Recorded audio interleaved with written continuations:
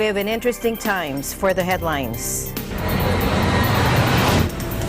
A knife attacker in Japan targets school children while waiting for a school bus. As of this moment, people are coming over here at the crime scene to offer prayers and flowers for the victims. The knife-wielding attacker killed a 12-year-old schoolgirl and a man before stabbing himself to death. Our EBC correspondent Christine Mendoza was at the scene. President Trump uses the backdrop of a U.S. naval ship in Japan to tout America's fearsome power in the Pacific. You face down terrorism. Rescuers in the U.S. state of Oklahoma were continuing their search for survivors in the tangled remains of mobile homes and other structures demolished overnight by a powerful tornado that killed at least 2 people. And in tribute to overseas Filipino workers in Phnom Penh, Cambodia, both residents and OFWs received gifts from an Aid to Humanity event of the Iglesia Ni Cristo. Our EBC Southeast Asia correspondent Crystal Ann Ballesteros will give us the details.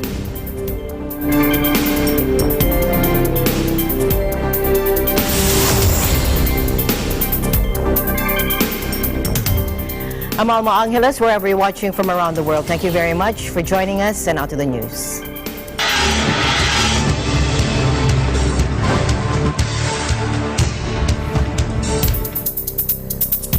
Children are among the dead and wounded in Japan, where a man has gone on a stabbing rampage in a bus stop, killing at least 3 people and wounding up to 19. The incident occurred at Kawasaki City in Tokyo South. Around 13 of those being treated are children, and witnesses say a man started attacking people as they waited for the bus. Our EBC correspondent Christine Mendoza is at the scene. A mass stabbing at a bus stop in Kawasaki, just south of Tokyo, leaves 3 dead, including a school child, a man, and the perpetrator himself. The incident occurred at Kawasaki City in Tokyo South. Around 13 of those being treated are children. Witnesses say a man started attacking people as they waited for a bus.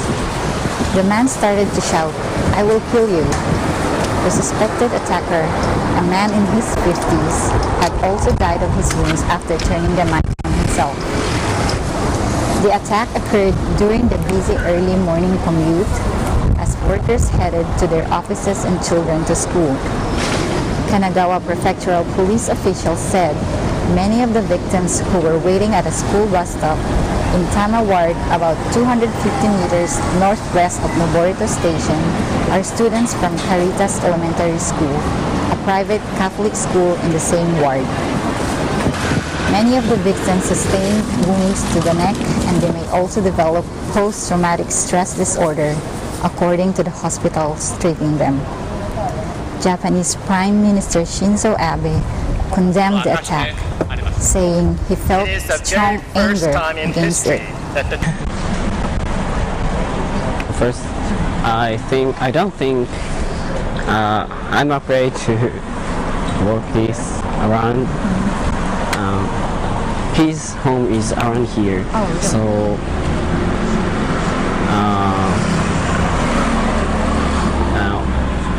his way to school is here, so I am afraid of this problem.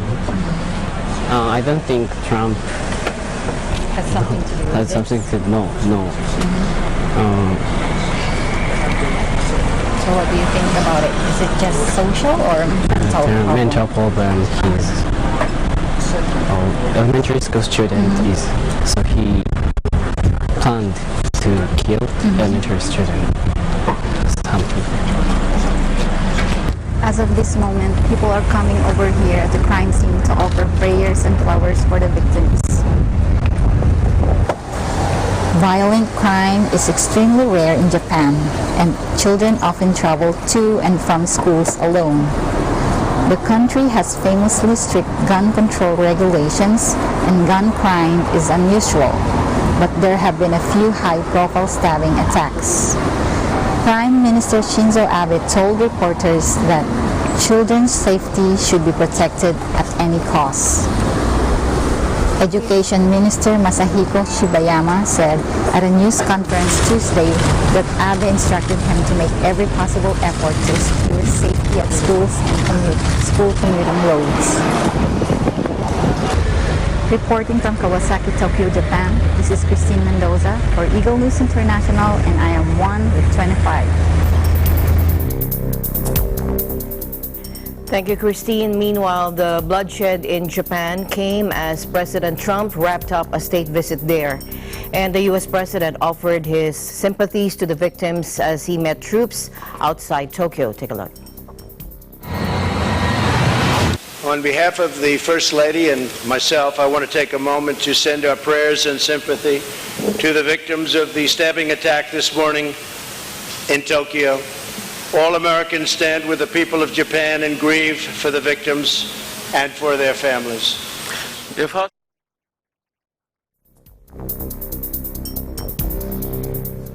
Meanwhile, President Trump on Tuesday also used the backdrop of a U.S. naval ship in Japan to tout America's fearsome power in the Pacific. He was wrapping up a visit where he became the first foreign guest of Japan's new emperor. Addressing more than 800 uniformed service members in the belly of the USS Wasp, an amphibious assault ship at the Yokosuka U.S. Naval Base, President Trump said they were part of the most fearsome group of American warriors this side of the Pacific. Take a look. Every day, the men and women of the 7th Fleet live out their motto, ready power for peace.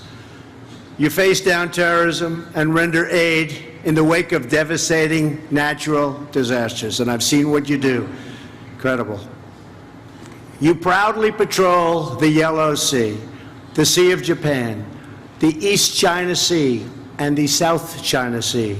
You defend your homeland and our allies against missile attack with our most advanced radar and weapon systems in the world. We have equipment, missiles, rockets, tanks, planes, ships.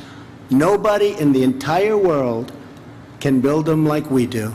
Nobody. It's not even close. You know that better than anybody. Here in the Pacific and around the globe, we want our armed forces to have the tools, resources, and equipment you need and that you deserve. That's why we have given our 7th Fleet new American-made F-35B Marine fighter aircraft. Very stealthy, you know that, right? The enemy has a problem with it. You know what the problem is? They can't see it. Other than that, it's a fair fight. Just like my one and this one right here, that just came out. Beautiful. Last year, USS Wasp made history when it became the very first ship to deploy these cutting-edge aircraft. I want to congratulate you all, and you're getting a lot of brand new ones. We're getting brand new equipment. You know, when I came 2.5 years ago, we had planes that were so old they didn't make parts for them anymore.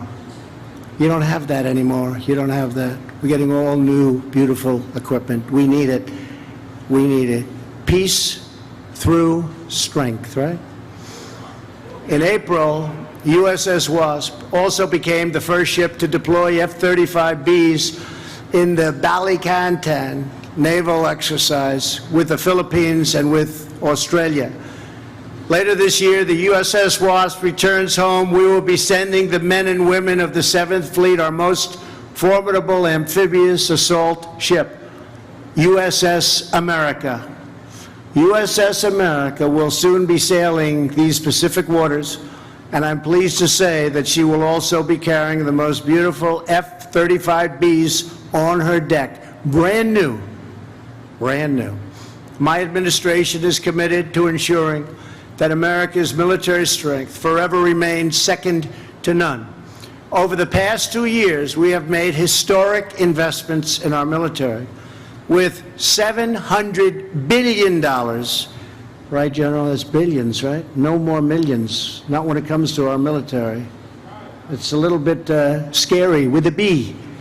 Scary. You know, it used to be millions. Now it's billions. And that's the way it has to be. Because we have to protect our country. We have to protect our allies.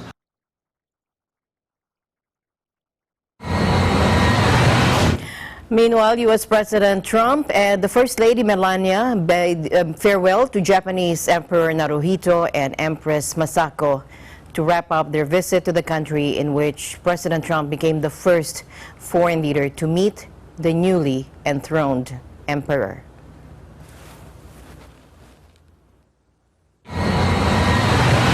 And earlier, President Trump visited Japanese helicopter carrier JS Kaga with Prime Minister Shinzo Abe. Trump became the first U.S. commander-in-chief to step on board a Japanese warship in what the two wartime foes held up as a sign of their ironclad bond as security allies today. Prime Minister Abe talked about the increasingly severe security environment in the region and confirmed that the Kaga was being converted to take not only helicopters but also fighter planes. Trump said the Kaga will carry a version of the advanced F-35 stealth fighter, which Japan is buying in larger numbers than any other U.S. ally. The JS Kaga is one of Japan's two largest Izumo-class warships. Abe's invitation to Mr. Trump to board the JS Kaga came as the U.S. marked the Memorial Day holiday in honor of its war dead. I'm honored to be with my friend, the Prime Minister, Mrs. Abe. Rescuers in the U.S. state of Oklahoma were continuing their search for survivors in the tangled remains of mobile homes and other structures demolished overnight by a powerful tornado that killed at least 2 people. We are basically right now doing a search effort and trying to assess everything. We can confirm there's been 2 fatalities at this point in time. There has been 2 fatalities at this point in time. Storm surveyors from the National Weather Service office in Norman, Oklahoma have determined that the tornado was EF3 strength and only on the ground for 4 minutes for a span of 2.2 miles. The tornado was 75 yards at its widest point. In that short amount of time, extensive damage was reported at a hotel, the American Budget Value Inn, and a nearby mobile home park near the Highway 81 and Interstate 40 interchange, according to KOCO TV. A majority of the hotel second story is not there, so it's leveled. So it's that, and then also the debris of the mobile home park, which you understand there's usually a lot of debris on those particular units. So yeah, it's making it difficult at night. We have light plants out on site. We've had them on site immediately after it responded. So El Reno and Oklahoma City are in what is often referred to as Tornado Valley, a region frequently hammered by storms of rare intensity, particularly in spring and early summer. Meanwhile, another huge tornado that plowed through the central U.S. state of Ohio injured several people and left millions more without power, according to officials. The twister barreled over the town of Dayton late Monday, damaging homes and uprooting trees. No deaths have been reported so far. The National Weather Service said the tornado cut electricity supplies to 5 million people, and parts of the state faced the risk of flash flooding in the wake of the storm. Emergency workers were shutting down gas lines and trying to get to residents trapped by debris, according to officials in Montgomery County.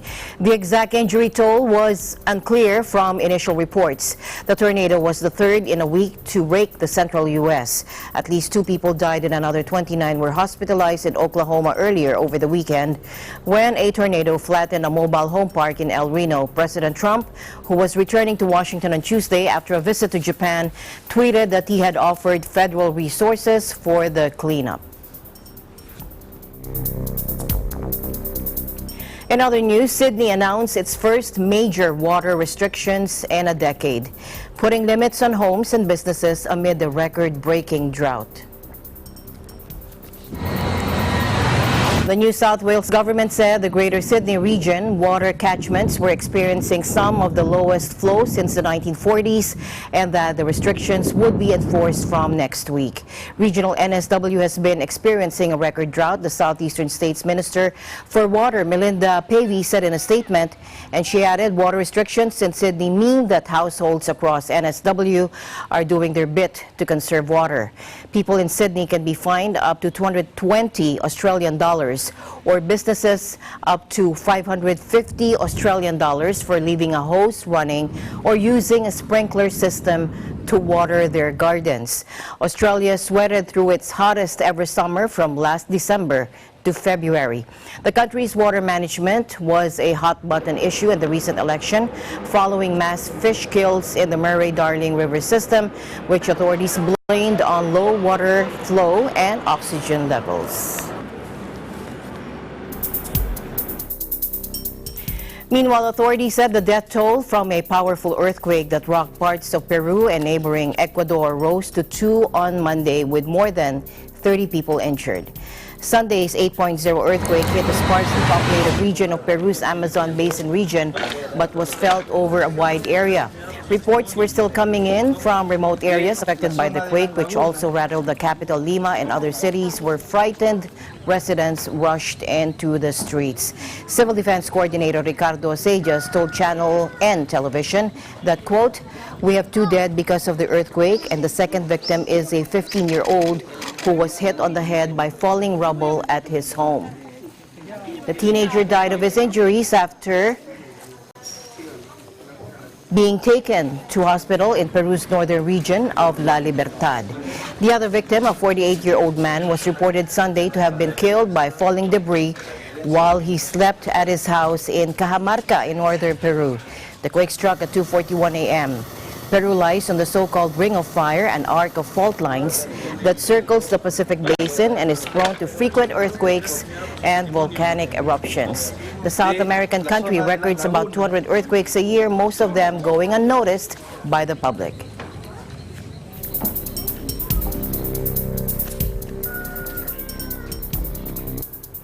Taiwan displayed how its fighter jets can land, refuel, and rearm on the island's highways Tuesday as part of its largest annual exercise simulating defense against a Chinese invasion.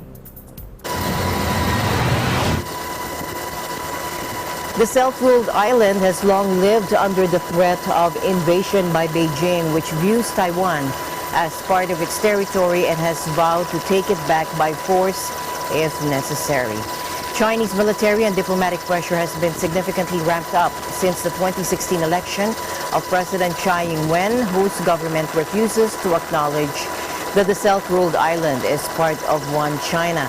This week, Taiwan's 23 million inhabitants have witnessed stark reminders of the military threats they face. On Monday, the streets were briefly deserted as authorities carried out an annual missile drill across the island's north, with text messages sent to every mobile phone and air raid sirens wailing.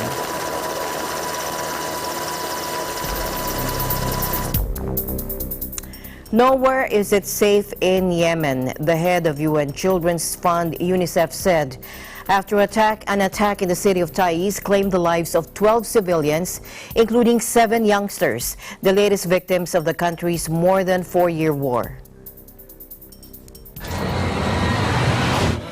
In a statement condemning reported airstrikes on a patrol station in the southwestern city on Friday, Henrietta Fore said that the children who died were aged between 4 and 14. The attack in the east of Taiz pushed up confirmed child casualty numbers in the war-torn country to 27 in just over 10 days, according to Ms. Fore, who warned that the actual numbers are likely to be even higher. Since March 2015, UNICEF has confirmed that at least 7,300 children were killed or seriously injured in Yemen amid clashes between supporters of Yemeni President Abid Rabu Mansur Hadi and Houthi opposition groups. The development comes as UN Secretary General Antonio Guterres called for caution and restraint from belligerents, both in terms of actions and in terms of rhetoric. We did indeed receive a letter, and we have replied to that letter.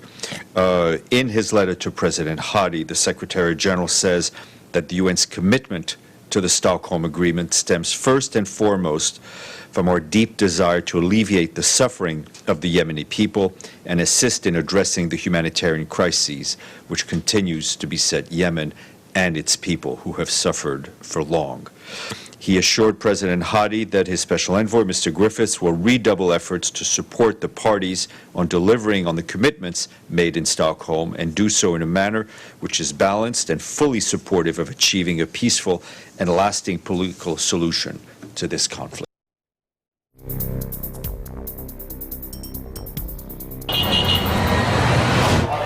Syria said Israel carried out a missile attack that caused casualties in what Israel's army said was a retaliatory strike.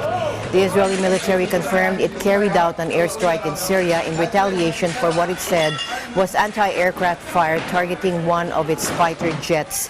The Syrian province of Quneitra includes the Golan Heights, most of which is occupied and annexed by Israel.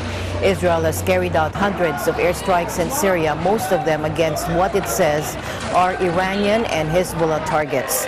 Hezbollah is a Lebanese Shiite group that supports Syria's President Bashar al-Assad, who is also backed by Tehran.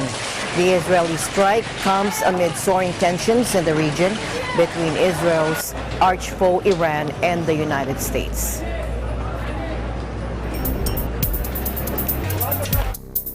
In other news, Brexit Party leader Nigel Farage celebrated big wins in the European elections with successful MEP says he hopes that his success will put pressure on Conservative Party leadership contenders to deliver Brexit. Well, I tell you what, if we left the Brexit process to the Conservative and Labour parties, we would never, ever have got a Brexit that resembled anything like what we voted for in the referendum. This clearly will put pressure on them, pressure on the Conservative leadership contest. He attributed his success Sunday to outgoing Prime Minister Theresa May's failure to turn Brexit into a reality by its original March 29 deadline. EU leaders have agreed to delay the departure date until October 31st to avoid a no-deal breakup that threatens to wreak economic havoc on both sides of the channel. From the May government, it was very clear in the Conservative manifesto, wasn't it? We're leaving the single market, leaving the customs union, leaving the EU on the 29th of March at 11 p.m. It was all there, it didn't happen, and now we're kind of being told the same thing again by a whole list of people who in the end voted against the very manifesto that they stood on. So at the moment, I wouldn't trust any of them. I'm worried that a civilised democracy cannot continue to function unless you have the loser's consent. You know, you may not like the result of an election, but in a democratic society you accept that and you live to fight another day. What we've had since the referendum is a lack of loser's consent from some very, very significant people in British public life, including at least two former British Prime Ministers who've been very vocal about this. We've got people here amongst this team, many of whom with real experience of business.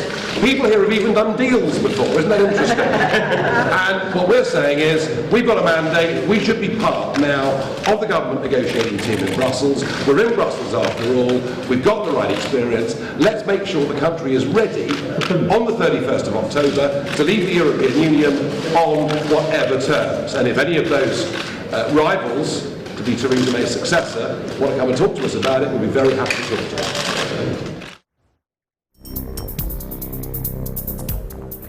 Meanwhile, former Trump advisor Steve Bannon hailed the election results for the European Parliament on Monday and said the idea of further European Union integration was dead after gains by far-right nationalist parties. Bannon, who has sought to build links with European populist parties, also urged them to get over their differences and form a supergroup in the Parliament in the next month. The integration movement, which is what the EU has always been about, that continual, inexorable pull is dead. You will not see in Brussels Juncker or any of that crowd pushing for more integration. They understand the people in Europe backed off that. That's the historic thing of yesterday. Now, Bannon reveled in the second-place finish of French President Emmanuel Macron's Republic on the Move party, which trailed the far-right national rally of Marine Le Pen. This is Macron in the first round. He literally has not expanded his base outside the urban metropolitan elite. The party of Davos French division, right? I should say Paris division, right? He hasn't increased it. Now that is pretty stunning for a guy. If you go back in time, and this is why I think it's all process. 2 years ago, almost to the week, after Brexit and Trump, Macron had ended it. He was a product of the system. The defeat of Le Pen was not just a defeat, it was a public humiliation. And give my opinions.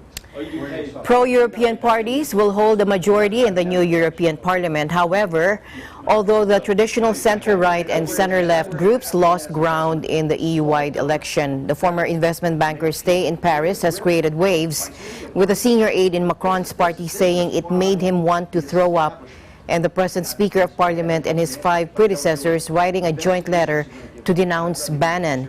They criticized his untimely meddling in French politics. Take a look. I'm a friend and colleague. I will make observations and give my opinions where they saw it. No, absolutely, absolutely not. I've never taken a penny in any political activity. Trump never paid me. I've never taken a penny. The first time I ever went to a campaign office is the day I took over as Trump's CEO. I'm not a professional political. I'm not a professional political consultant. I probably could turn into one, but it's not something that interests me.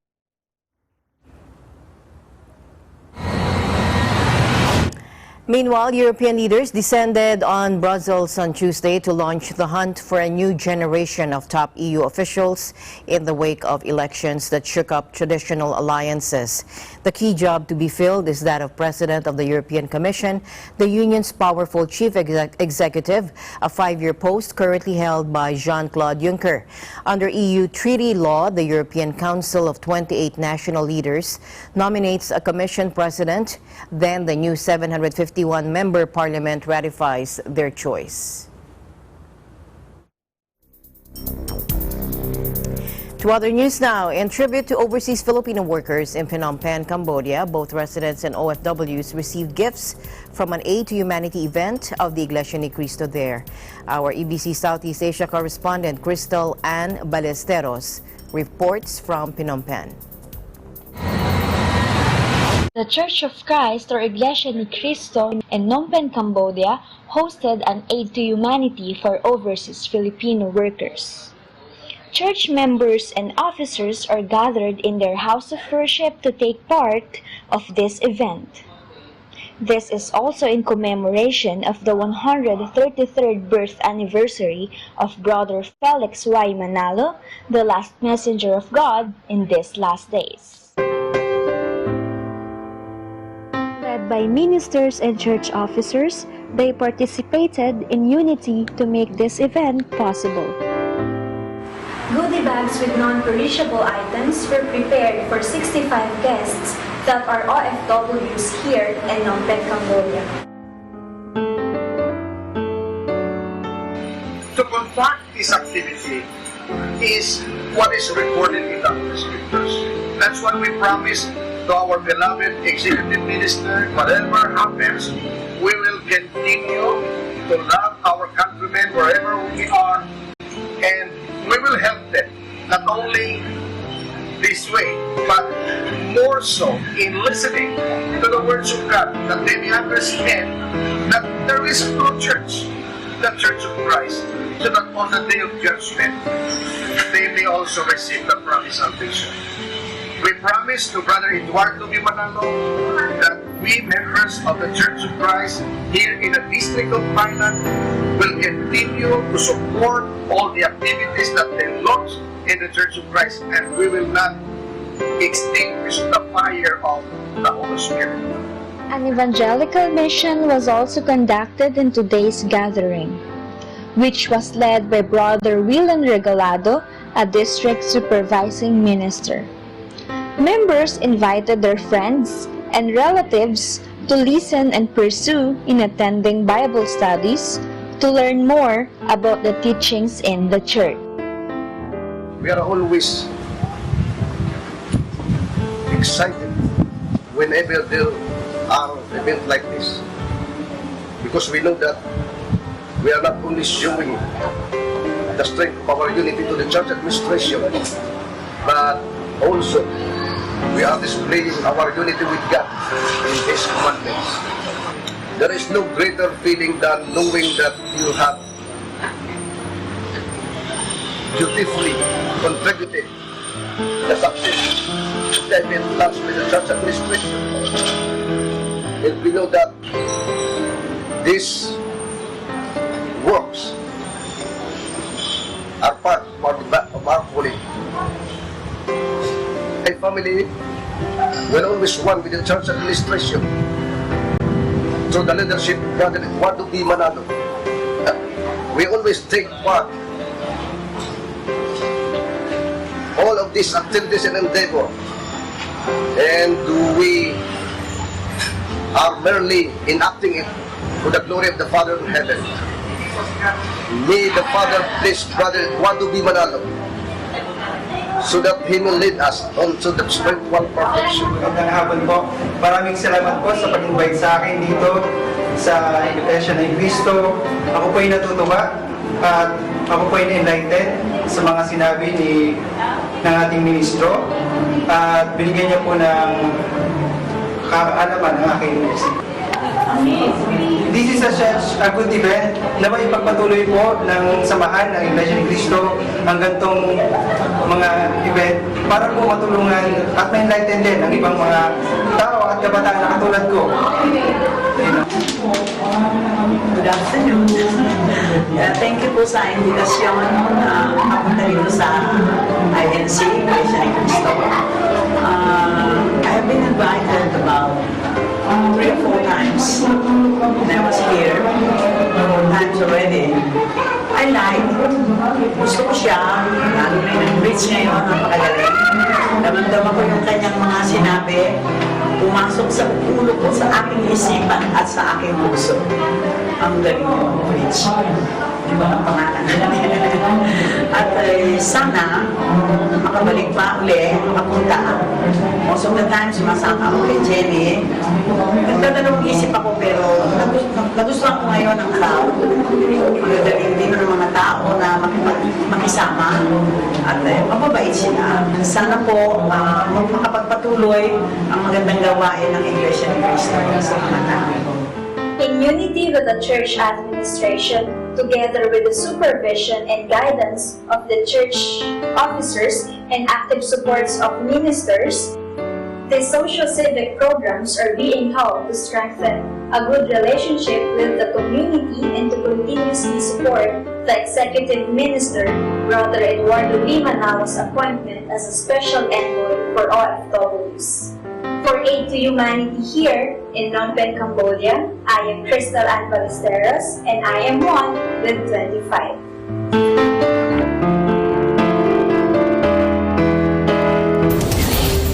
Thank you, Crystal.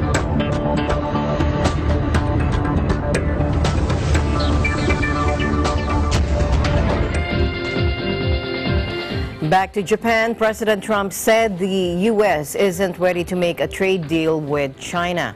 However, he said he's leaving open the possibility that the two nations could strike an agreement someday. Take a look.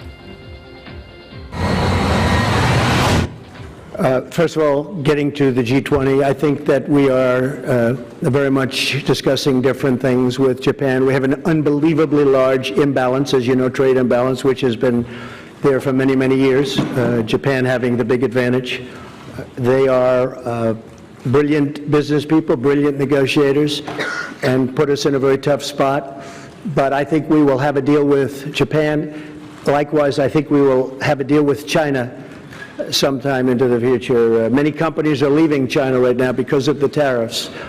China is subsidizing a lot of industry because, foolishly some people said that the American taxpayer is paying the tariffs of China. No. It's not that way. They're paying a small percentage, but our country is taking in billions and billions of dollars. Our farmers, out of all of that money, the tens of billions of dollars, we're giving a relatively small percentage to our farmers who have really been a focal point of what's gone on with trade. As you know, they've earmarked and they've gone after the farmer, thinking that if they hurt the farmer, I'm going to negotiate a bad deal for the rest of the country. I'll tell you, the American farmer, these are patriots. These are great patriots. They don't want subsidy. We've had meetings, and I've had meetings with 32, 35, 40 farmers at one time, numerous times. And they don't want subsidy. I've told that to you before, Jeff. They want a level playing field. That's all they want, because they're better than anybody in the world. And they've told me, I said, you know, I'm going to get you subsidy while China takes advantage of us and China takes advantage of you by pinpointing you. They said, we don't want subsidy, sir. All we want is really a level playing field. The American farmer, these are great patriots. They're unbelievable people. And they're with me 100%. I believe that we will have a very good deal with China sometime into the future, because I don't believe that China can continue to pay these really hundreds of billions of dollars in tariffs. I don't believe they can do that. You know, businesses are leaving China by the hundreds, by the thousands, going into areas that are non-tariffed, including the United States, by the way. But they're going to different parts of Asia, Vietnam, frankly, Japan. But they're going to a lot of places, but they're also coming to the United States because people don't want to pay the tariff. And if you look, there is no tariff to pay. All you have to do is move your company to the United States. There is no 25% tariff. But with all of that being said, I think that there's a very good chance that the United States and China will have a very good trade deal. First of all, Now, his remarks came just 2 weeks after trade tensions reignited when Trump more than doubled tariffs on $200 billion worth of Chinese merchandise, sparking retaliation from Beijing and threatened further levies that could affect nearly all of China's remaining exports to the U.S.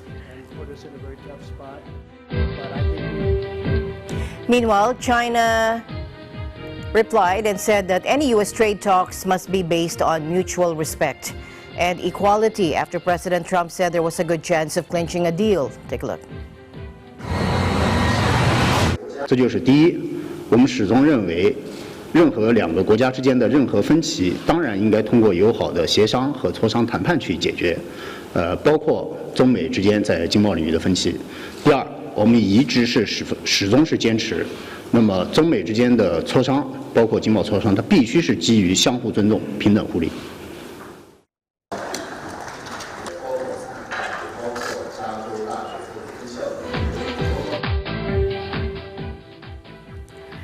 French automaker Renault said that it would study with interest a 50-50 merger proposal from Fiat Chrysler, a deal that could reshape the industry as Renault reviews its options following the arrest in Japan of its chief executive.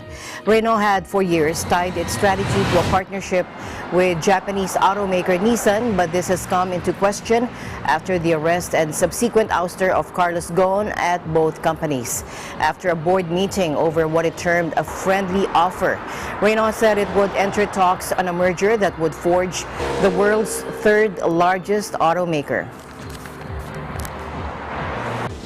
Auspico che gli ultimi 10 anni che abbiamo vissuto, che hanno trasformato Fiat e Chrysler in SCA, uno dei più grandi operatori automobilistici nel mondo, siano altrettanto quelli che abbiamo davanti, in quanto con Renault creeremo un importante, il terzo più grande produttore di automobili al mondo, e con i partner giapponesi Nissan e Mitsubishi il più grande. Fiat Chrysler predicted that the merger would generate more than 5 billion euros of cost savings and other synergies on top of the benefits from the Renault-Nissan-Mitsubishi alliance. All counted, including Nissan and Mitsubishi, a combination with Fiat Chrysler would mean the production of close to 16 million vehicles, besting Volkswagen and Toyota. The European Central Bank is putting new, supposedly safer 100 and 200 euro bank notes into circulation on Tuesday, the latest notes in its Europe series. The new 100 euro and 200 euro banknotes make use of new and innovative security features, just like the other denominations. The new notes are easy to check when using the feel, look, and tilt method.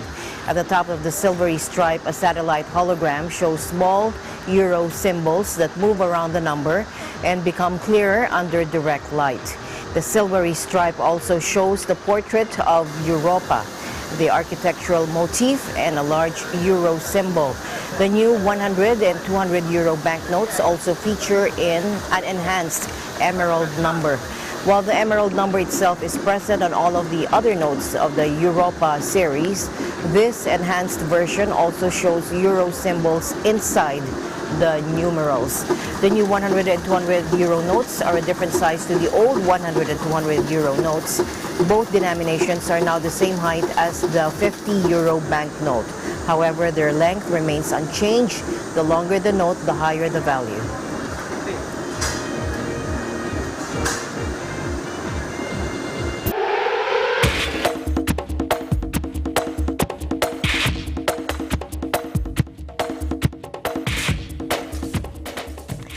The Iglesia Ni Cristo in Southern Ontario District held their very first Unity Games event at the McMaster University. Rex Adam reports.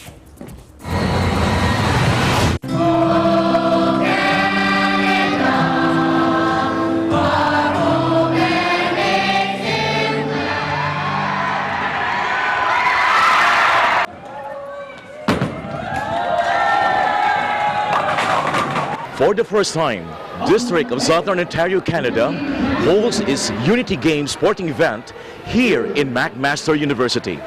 Events like this is meaningful to the communities because friendly competition brings friendship and brotherhood. Let's give the church a round of applause.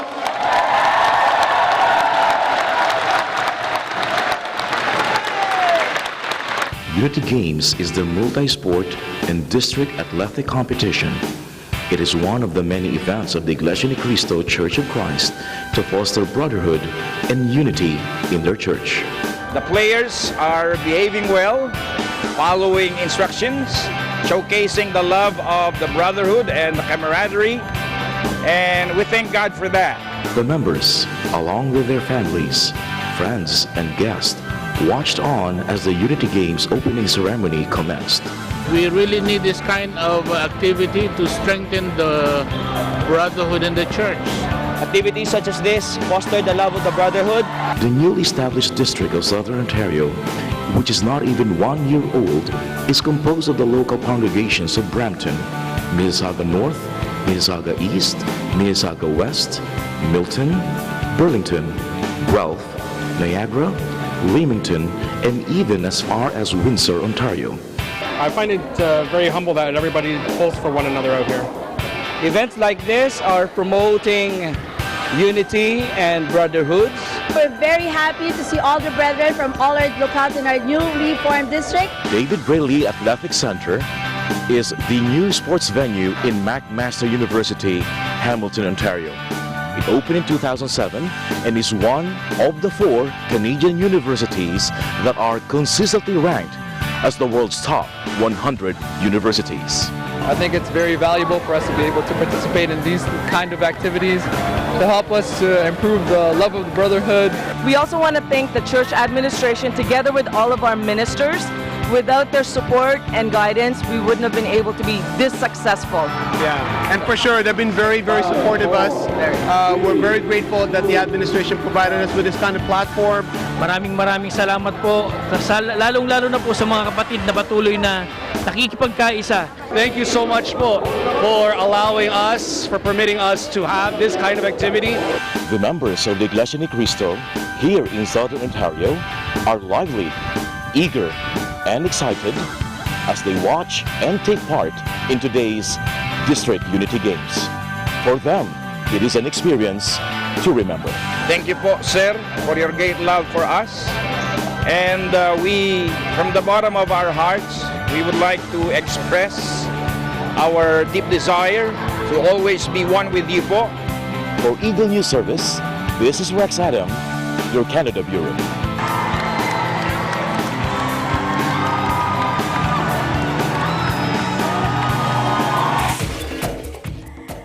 In other news, Vivid Sydney is celebrating its 11th anniversary, and with it comes weeks of spectacular light displays. Here's Samantha DeMillo for the report. Vivid Sydney, the eagerly anticipated light and music festival, once again graced Sydney CBD with its mesmerizing display of light projections and installations. Vivid Sydney is an outdoor festival featuring light projections and fascinating installations. Vivid is in its 11th consecutive year and is running from May 24 to June 15 from 6 p.m. to 11 p.m. every evening. The Light Festival began in 2009 for the purposes of energy efficiency by lighting designer Marianne Kiriakou, headlined by Brian Eno and Bruce Reynolds. The first night of Vivid did not disappoint, boasting intriguing and creative light decorations and projections onto significant and iconic buildings such as the Sydney Opera House and the Sydney Harbour Bridge. On the opening night of Vivid this year, the Sydney Opera House sprang into life and action with its display of Australian flora. An artist from Los Angeles, California, created this enchanting artwork, which is a combination of flora and motion movements from a dance. Vivid brings together people from all walks of life, nationalities, and cultures to enjoy a night under the stars and be captivated by the lights.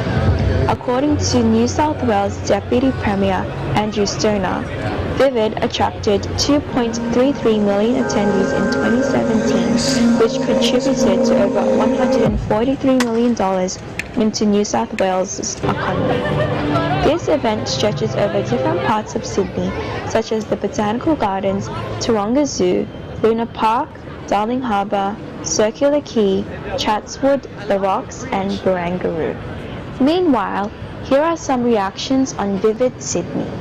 I love going to Vivid because there's a lot of different things to do, to see, especially the colorful areas of Sydney. The Opera House, you got the Harbour Bridge, so it's very good. Since this is my first time at Vivid, I think it's more about the lights. So, and this year because of the more food trucks, I think it's going to be big, huge, with more people, a lot of light. And I saw the thing in news with unusual lights like the ballerina or something, so something to do with lights, I think. Reporting from Sydney, Australia, I'm Samantha DeMillo and I'm 1 with 25. Thank you, Sammy.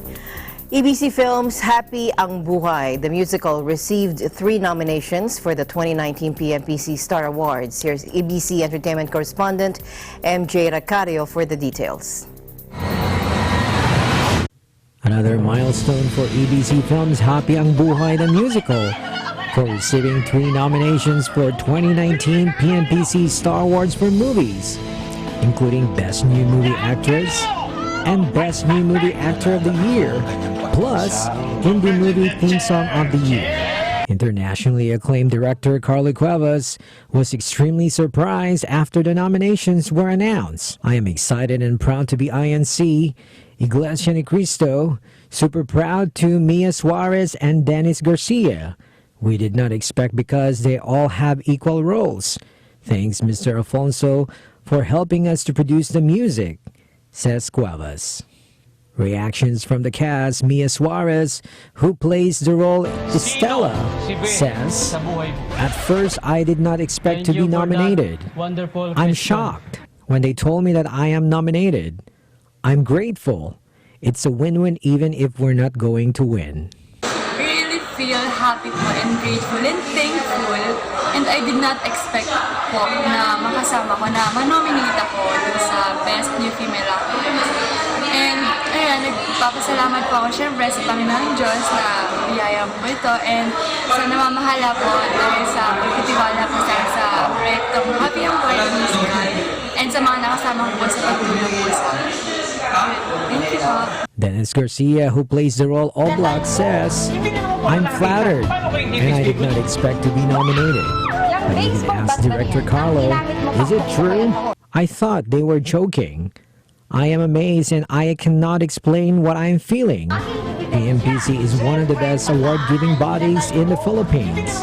I am surprised and thankful, and also I am proud that this project, Happy Ang Buhay the Musical of EBC Films, was nominated for 3 awards, including Best Best New Actor and Actress of the Year and Best Music Indie Music of the Year.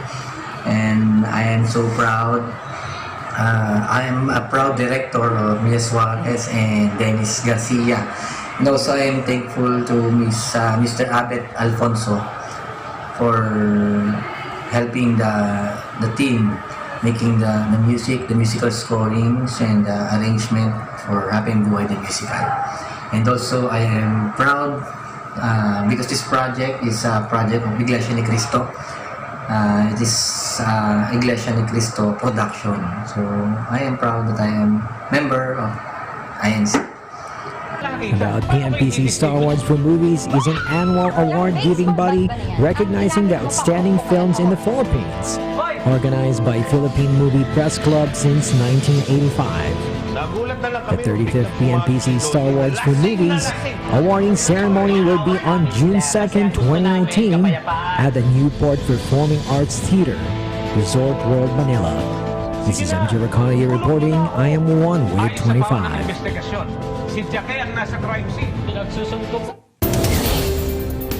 Thank you, MJ. And that's it for tonight's broadcast. For everyone here on Eagle News International, I'm Alma Angeles, always one with 25. Good night.